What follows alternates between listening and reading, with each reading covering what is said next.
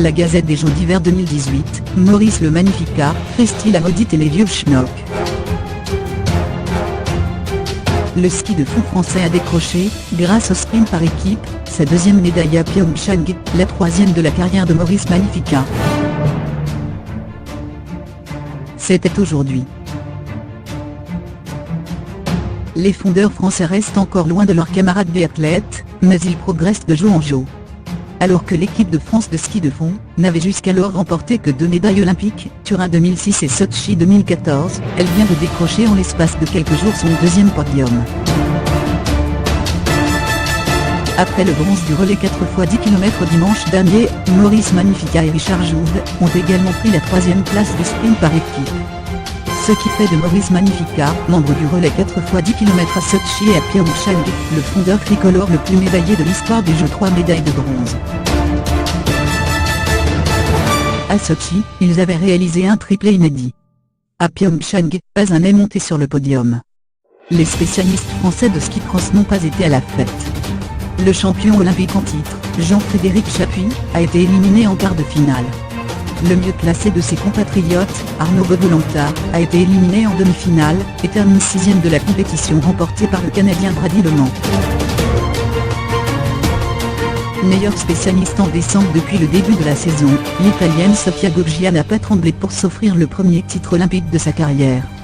La Bergamasse devance la Norvégienne Ragnhild Morinkel. L'Américaine Lindsey Vonn se console de sa Saint-Valentin ratée. Elle a cherché son succès un rendez-vous sur les réseaux sociaux par une médaille de bronze. En patinage artistique, le titre féminin ne devrait pas échapper à l'équipe olympique de Russie. Alina Zagitova, 82,92, et Evgenia Medvedeva, 81,61, ont surclassé la concurrence lors du programme court.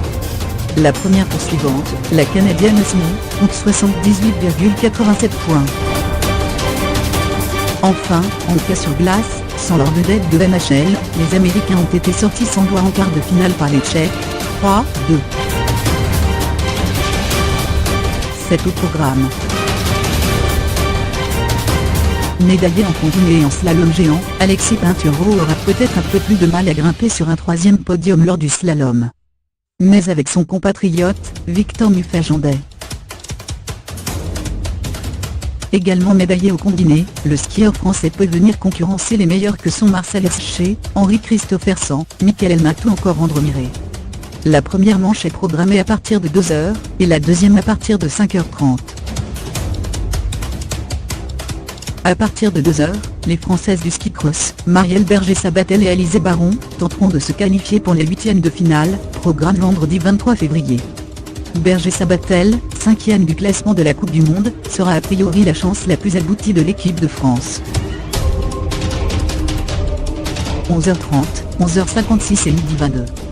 Voilà l'horaire de départ des 3 manches de ski Elfpipe. Ils seront 2 Français à espérer jouer les troubles fêtes. À ce jeu-là, le médaillé de bronze de Sochi Kevin Roland, 6e des qualifications, semble mieux placé que son camarade Thomas Krief, 10e des qualifications. Il faudra notamment faire face à l'armée d'avenue des États-Unis, à Aaron Blanc, Alex Ferreira et Torin Liat et Wallace.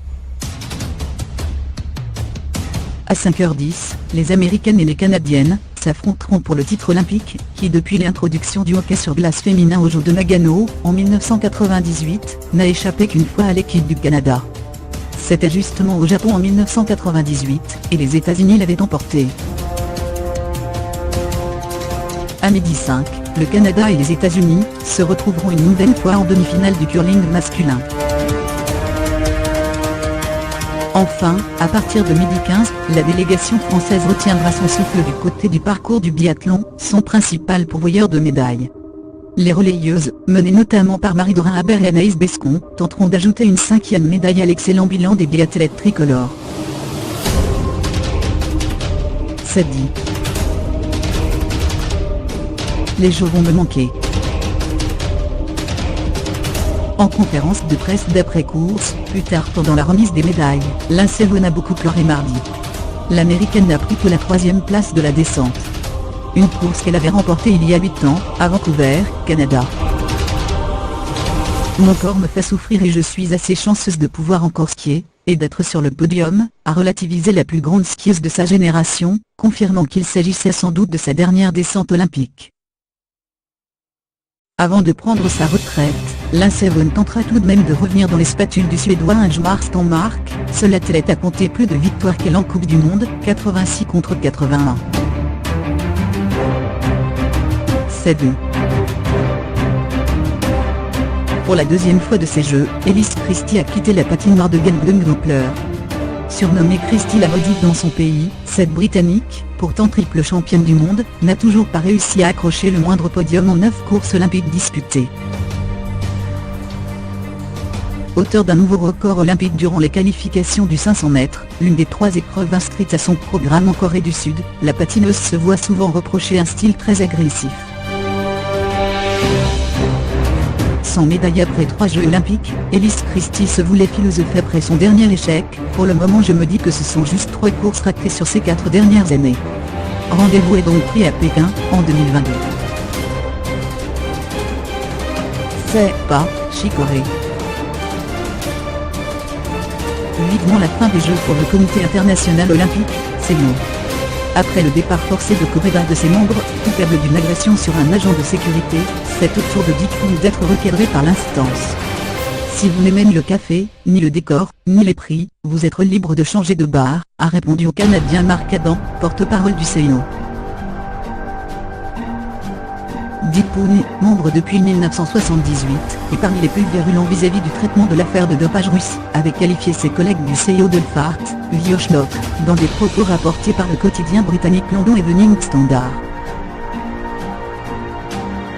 Opposé à la réintégration par le CIO d'une partie de la délégation russe sous la bannière olympique pour les Jeux de Pyeongchang, alors qu'un retour de leur couleur officielle est évoqué lors de la cérémonie de clôture, le Canadien a invité les athlètes à s'impliquer plus dans le combat contre le dopage, étant les seuls à faire peur à ces vieux schnock.